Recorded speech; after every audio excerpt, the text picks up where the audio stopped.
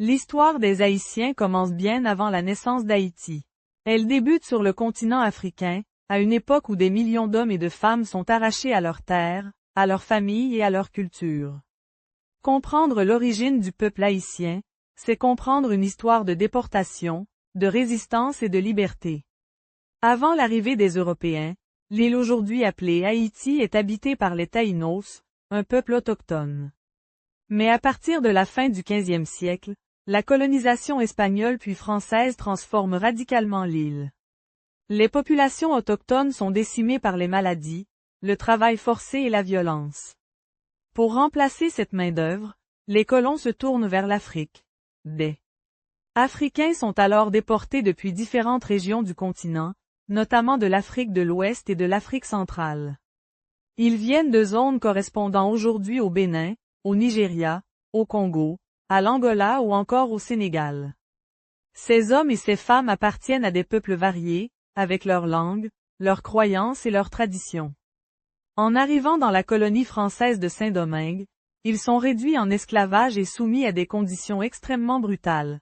Saint-Domingue devient rapidement la colonie la plus riche de l'Empire français, grâce à la production de sucre, de café et d'indigo. Cette richesse repose presque entièrement sur le travail forcé des esclaves africains.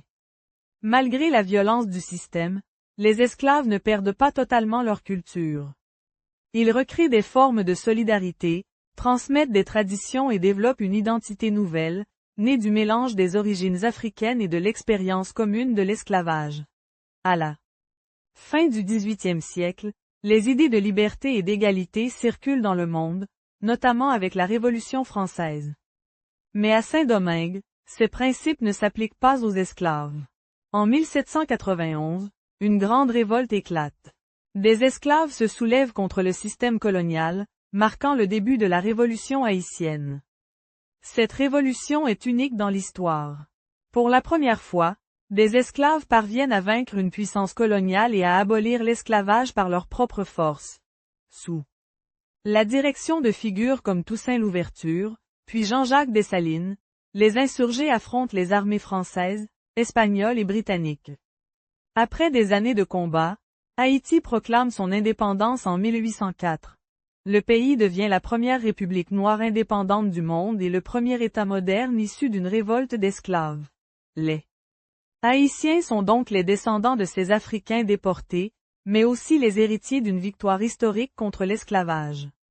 Cette origine forge une identité marquée par la résistance, la fierté et le désir de liberté. Cependant, cette indépendance a un prix. Haïti est rapidement isolé par les grandes puissances, qui craignent que son exemple inspire d'autres révoltes d'esclaves. Au fil du temps, cette histoire influence profondément la culture haïtienne.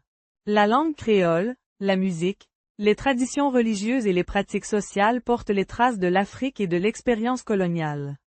Être haïtien, ce n'est pas seulement appartenir à un pays. C'est porter une mémoire collective faite de douleur, mais aussi de courage et de dignité. L'origine des Haïtiens nous rappelle que ce peuple est né dans la contrainte, mais s'est construit dans la liberté. Son histoire est celle d'une humanité qui refuse la soumission et qui choisit de se tenir debout, malgré les épreuves. Si tu aimes ce genre de chronique, abonne-toi pour ne rien manquer.